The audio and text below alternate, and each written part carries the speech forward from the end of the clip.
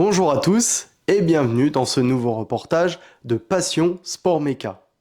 Aujourd'hui, je vous emmène à la découverte d'une compétition monomodèle française, l'Alpine Cup. La marque Alpine, revenue en force depuis 2017 avec l'A110, a lancé sa compétition maison en 2018, avec l'ambition de former de jeunes talents vers les compétitions GT et endurance. Nous verrons ensemble ce qu'il en est avec Léo Jousset, vice-champion de l'Alpine Cup en 2024, et Julien Febvreau, pilote invité pour la manche belge de cette même année. En ce début de saison 2025, l'Alpine Cup muscle son jeu en ajoutant une Endurance Cup à sa compétition monomodèle afin, une nouvelle fois, de mieux préparer les jeunes pilotes. Merci à Léo et Julien pour leur disponibilité. Leurs liens de réseaux sociaux sont dans la description. N'hésitez pas à l'issue de cette vidéo à vous abonner à cette chaîne et à mon compte Instagram et à laisser un commentaire, j'y répondrai avec plaisir. Bonne vidéo à tous!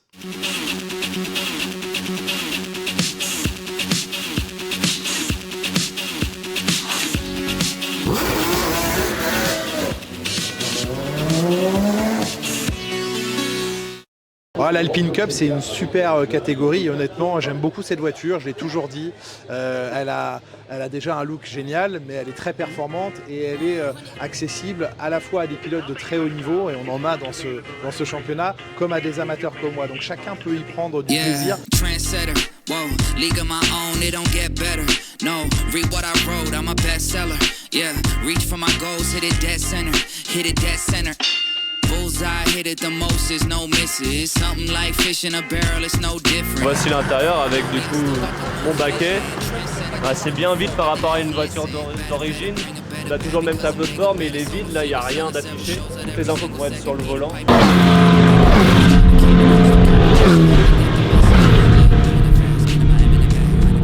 Je m'appelle Léo Jousset, j'ai 22 ans, je suis né en 2001.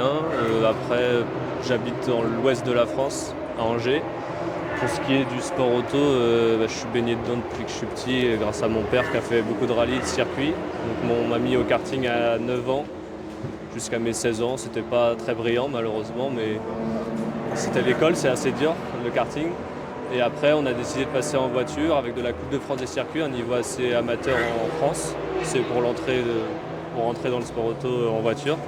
Et après il y a 2 ans, il y a 2 ans, j'ai fait la Clio Cup France, qui m'a donné beaucoup de cartes pour progresser parce que c'est très très formateur comme école, 50 pilotes sur le circuit, donc ça bataille, ça joue au 10e. Et l'année dernière, j'ai eu l'opportunité du coup de rouler en Alpine au début d'année dernière. On m'a proposé un volant, donc apprentissage. On a bien fini la saison l'année dernière avec 2 victoires et du coup cette année on est reparti pour être bien aussi avec le début une victoire sur 4 courses, 2 deuxième places, donc on est bien placé. En plus, en ce moment, tu es deuxième au général. C'est ça, deuxième. Donc il manque quelques points, 10 points, c'est que le début de la saison, donc il y a encore une grande route à faire. Donc tu disais que tu avais fait la Clio Cup, maintenant l'Alpine Cup. Donc à chaque fois, c'est des compétitions monomodèles. Oui. Comment tu arrives à faire la différence vu que tout le monde a la même voiture? Ça c'est dur. Comment j'arrive à faire la différence? Je sais que là où j'ai de la chance, c'est que j'ai une capacité d'adaptation qui est assez rapide. Dès que j'arrive sur un circuit, au bout de 2 tours, je sais me repérer, je sais où freiner, je sais quoi faire.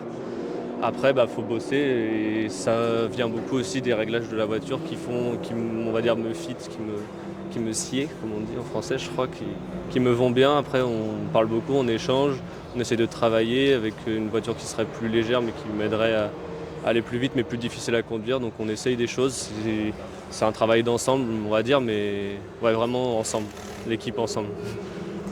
Tu as fini ta saison de rookie à la 5e place l'année dernière. Comment tu abordes cette deuxième saison? Alors on a bien fini l'année dernière 5e, c'était pas espéré vu au début de la saison où j'ai eu 3 abandons sur les 4 premières courses, encore des pannes de frein, etc. Fin de saison, on a montré qu'on avait de la vitesse et on a abordé la saison du coup en voulant aller gagner parce que si on est capable de le faire une fois, théoriquement on peut le faire partout. À Nogaro ça a marché, à Portimao il en a fallu de peu mais ça n'a pas marché et ici on va espérer qu'on reprenne goût à la victoire. Certaines équipes engagent 3, 4, voire plus de voitures. Tu penses que cela peut vraiment aider pour la mise au point ou au contraire, il y a beaucoup trop de données différentes? Ça dépend. Nous, je pense que 3, c'est le bon nombre. 2, l'année dernière, c'était peut-être un poil trop. J'étais avec un gentleman, Anthony Fournier, qui roulait bien. Mais j'étais tout de suite plus vite dans le coup. Et ce qui est dur quand c'est comme ça, c'est d'avoir des axes de progrès quand tu es tout seul. Si tu n'as pas la personne, même si on avait Pierre qui roule maintenant, qui était notre ingénieur, on n'avait personne en même temps sur la piste avec moi pour voir s'il faisait quelque chose de différent qui marchait mieux. Donc c'était plus difficile de performer haut. L'avantage quand tu es 8, c'est que justement tu as plus d'échantillons. Mais après, 8 c'est peut-être trop. 3 pour moi c'est le bon nombre. Avec là on est 2 pilotes, on est assez performants. Philippe aussi, il gagne en gentleman normalement bien comme il faut. Mais du coup on se tire tous vers le haut. Je pense que 3 c'est le bon nombre. Ça aide effectivement d'avoir plusieurs pilotes dans une équipe et dans le cas du team Chazelle, c'est qu'il y a plusieurs pilotes qui vont très vite, donc qui sont des pilotes références. Et moi évidemment à mon petit niveau, ça m'aide énormément d'observer ce qu'ils font. Le partage d'informations, il est très ouvert ici, très bien fait et chacun a accès aux données des autres. Donc c'est surtout moi qui observe les données de mes camarades et ça m'aide à comprendre là où moi il m'en manque beaucoup. Mais on n'a jamais trop de données. L'idée c'est de choisir les bonnes au bon moment. Je ne vais pas aller regarder une acquisition de données pour gagner un millième à un endroit alors que j'ai des secondes entières à gagner sur d'autres secteurs. Donc je regarde d'abord, voilà, le spectre, on le débute assez large, on le réduit progressivement à mesure de ce que je suis capable aussi de comprendre et surtout de réaliser en piste après avoir étudié ces acquis. Tu me disais que juste avant l'interview, que tu n'es pas pilote à plein temps. Oui. Comment tu gères ton temps entre, si tu es encore en études, ta vie pro, ta vie privée et puis le sport auto? Bon alors ça va, on a le temps. Là, c'était 1 mois de différence entre chaque course. Après là il y aura 3 mois de pause, donc là il y aura encore plus de temps. Mais moi je vais à l'école, à la FFS Academy pour passer mon diplôme de moniteur de pilotage actuellement. À côté de ça, tous les week-ends, je suis en stage justement pour ce diplôme chez Motorsport Academy, qui est une école de pilotage dans tout l'Ouest et même toute la France maintenant. Où du coup, je monite, j'aide des gens à découvrir dans des stages de pilotage, etc. Donc ça prend pas mal de mon temps. Après, la semaine, mon père a un garage, je vais l'aider toute la semaine au garage. Et à côté de ça, pour le sport auto, j'essaye de m'entretenir physiquement au mieux que je peux pour souffrir le moins possible un week-end de course. À côté de ça, je regarde du sport auto tout le temps. Mais pour ce qui est de la course même, ça va être une semaine avant où je déclenche plus, regarder mes vidéos de l'année dernière, voir ce qui a été, ce qui n'a pas été. Quand je ne connais pas le circuit, je vais essayer d'aller faire du simu, même si je ne suis pas fan de... Je ne ressens pas grand-chose dans un simu, mais ça aide forcément.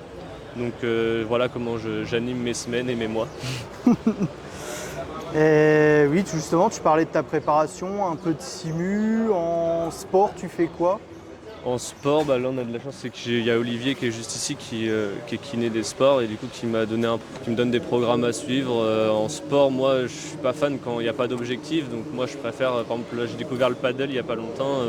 J'aime bien faire du tennis, j'aime bien faire du foot, j'aime bien quand il y a un objectif au bout parce que faire du sport, courir pour courir, c'est pas ma came. Mais quand il faut le faire, je me force à le faire même si je rechigne un peu à la tâche. Comment tu prépares justement un week-end là comme aujourd'hui? Un week-end comme aujourd'hui, il se prépare en dernière minute. J'ai pas d'occasion de rouler hors week-end de course. La grande chance qu'on a, c'est qu'on a eu une journée hier de test privé ici à Spa-Francorchamps. C'est la première fois que je roule sur ce circuit. Ça fait 20 ans que je viens à Spa chaque année, mais jamais sur la piste. Donc hier, j'ai découvert le circuit depuis l'habitacle de l'Alpine. Donc c'était une grande chance quand même d'avoir ces 2 séances de 40 minutes avant que ne débute réellement le week-end. Mais c'est la seule façon pour moi. Évidemment, en amont, je regarde des vidéos, je suis en contact avec le team Chazelle pour avoir un maximum de matière, que ce soit des acquisitions de données, des caméras embarquées. Donc j'arrive en ayant une idée de la manière dont les choses peuvent se passer en piste. Après, au vu des conditions qui évoluent beaucoup, c'est beaucoup d'adaptation en temps réel. Mais voilà, je me prends pas la tête, je sais que je vais y aller progressivement. Logiquement, je devrais être un peu plus à l'aise et plus rapide en fin de week-end qu'au début.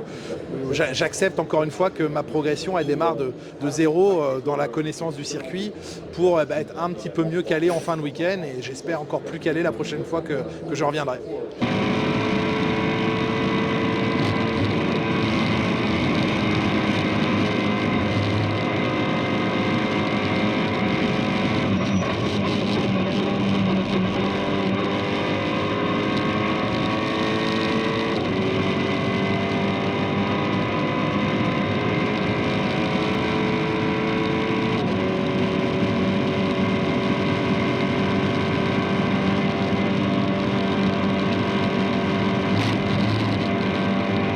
Est-ce que tu as pu essayer une Alpine A110, on va dire classique?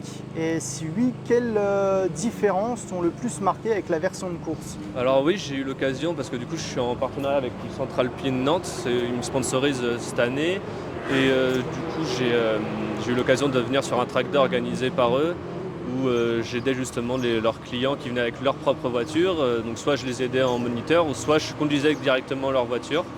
Donc j'ai fait l'expérience de la normale, la S, et la GT et du coup même la R au travail parce que quand on monite il y a aussi quelques baptêmes. J'ai fait quelques baptêmes la semaine dernière en Alpine 110R. Alors la différence, c'est ce qui va être le facteur limitant, c'est toujours les pneus parce que d'un pneu slick on ne pourra jamais retrouver le grip qu'on a. Donc les pneus c'est le facteur limitant. Niveau moteur c'est similaire honnêtement parce que la voiture de route est presque plus légère que la voiture de course. Donc niveau moteur, il n'y a pas grande différence, mais c'est vraiment la traction et la vitesse qu'on peut emmener dans les virages, c'est les pneus qui limitent. Après, l'avantage de cette Alpine de route, c'est que pour les gens qui n'ont jamais roulé sur circuit, c'est un très très bon compromis, facile de prise en main, très bonne sensation au volant. Et c'est léger, c'est facile à prendre en main, donc c'est une très bonne voiture quand même, comme la voiture de course. Voici l'intérieur avec du coup mon baquet. C'est bien vide par rapport à une voiture d'origine. On a toujours le même tableau de bord, mais il est vide, là il n'y a rien d'affiché. Toutes les infos vont être sur le volant, avec le rapport engagé, la vitesse, la température eau, la température vide, toutes nos infos. Et après il y a beaucoup de boutons. Donc on va avoir les flashs pour mettre des appels de phare, start, stop, full course yellow, la radio. Et après les réglages de volant qui vont être plus pour l'ABS, le traction control qui sont réglables du coup dans cette formule. Donc voilà. Et en termes de puissance, c'est exactement la même qu'une classique. On est à 300 chevaux, donc c'est comme la 110S, il me semble. Donc ça pourrait mériter plus, mais au moins c'est fiable comme ça marche déjà très bien, ça a un bon rapport poids-puissance, donc c'est très efficace déjà. Ouais. Une vraie voiture de course. Comment tu décrirais ce championnat? Les batailles en piste, le niveau des pilotes ou encore les portes que cela peut ouvrir pour la suite éventuelle de ta carrière? Le niveau global, je pense qu'il est forcément élevé. C'est une formule monotype, on a dit, donc tout le monde se bat à armes égales. Moi, c'est ce qui me plaît dans ces formules, parce qu'au moins, on est tous sur un pied d'égalité, même s'il y a les réglages qui partent en compte, mais tout le monde a la même voiture, donc c'est à toi de vraiment de tirer vers le haut tout le monde. Après, le niveau, je pense que devant, ça va vite. On a eu la preuve avec Tom Verdier qui est roulé en GT4 il y a 3 semaines à Les Deux-Noms, qui fait la Cup et qui a fait la pole position en GT4. Et là, il est pareil dans le groupe 2 devant, donc je pense que le niveau est bon, ça c'est sûr. Et après, pour les portes à ouvrir, c'est le problème, c'est que c'est assez fermé, mais si on gagne, on a une aide, on n'a pas de passerelle directe, donc ça va vraiment être plus à nous de garder le budget pour soit faire encore une formule monotype, mais du coup c'est la Porsche et c'est des budgets astronomiques. Ah. Soit c'est la GT4, mais je suis pas le plus fan de cette idée vu que moi la Bob ça me dérange un petit peu parce que c'est toujours, on sait jamais qui, quand, quoi, comment. Donc je pense que ça montre un peu moins le niveau du pilote malheureusement. Même si bien sûr que c'est les meilleurs quand même qui sont devant, mais ça bride un peu la chose je trouve. L'Alpine Cup c'est une super catégorie et honnêtement j'aime beaucoup cette voiture, je l'ai toujours dit. Elle a déjà un look génial mais elle est très performante et elle est accessible à la fois à des pilotes de très haut niveau et on en a dans ce championnat comme à des amateurs comme moi. Donc chacun peut y prendre du plaisir quel que soit son niveau. Donc c'est quand même le propre de ces voitures, c'est de pouvoir être à la portée de différents types de pilotes et différents niveaux. Donc pour ça c'est génial, je pense qu'on trouve toujours quelqu'un avec qui batailler en piste également. Donc le but c'est toujours de se dire bon, j'ai réussi à en battre un, est-ce que je suis capable d'aller chercher le pilote qui est un peu meilleur que moi depuis le début du week-end, etc., etc. Donc on est toujours tiré vers le haut parce que hormis le meilleur, mais ça change d'une course à l'autre, il y a toujours quelqu'un à essayer d'aller chercher et de se dire ah il est qu'à quelques dixièmes ou voilà c'est la prochaine étape.